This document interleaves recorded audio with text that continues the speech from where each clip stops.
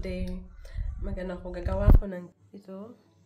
2 tasa yung ginawa ko kasi ipaprank natin yung Bangladeshi husband ko. Matagal ko nito gustong gawin. So, ito, minsan din, ito asin to siya. Minsan nalilito siya nito kasi halo niya ito sugar. So, ngayon, sa isang, ito, isa lang yung nilagay ko para hindi siya mag-west. So, ito yung lagyan natin ng asin. So, tingnan natin kung magagalit pa siya o hindi. So, ito lagyan natin to ng sugar. Ito yung sugar. Reaction niya. Pero kinakabahan ako kasi ayaw niya ng mga prank. So, tingnan. Ayan ko kung ano yung reaction niya. Magagalit pa o hindi. Pero hindi naman to siya masama, diba? So, lagyan natin ng konti ng ng sugar. Ay, ito na. Lagyan natin ng para malasan niya talaga yung asin. So, at hindi ako magaling mag-artist. Ito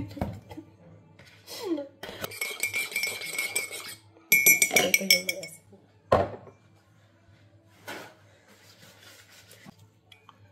So, every morning talaga nag-ano yan. Pangalawang tasan niya na to. Hindi siya nag-breakfast.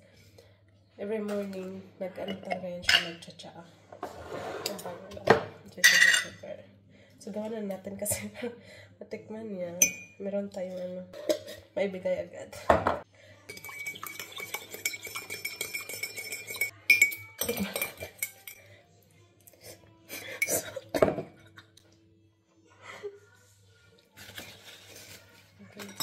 Sabi ko ito, coffee ko. Tapos ito yung sa kanya. So, ito yung tea. And I have my coffee. Huh?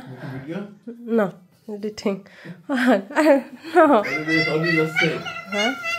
No, I'll just say that I make, this is the way I make tea with my husband and I make my coffee.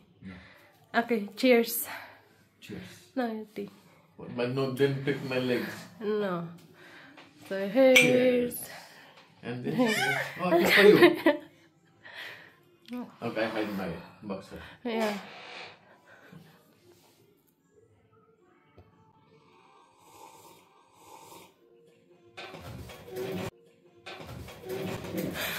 What?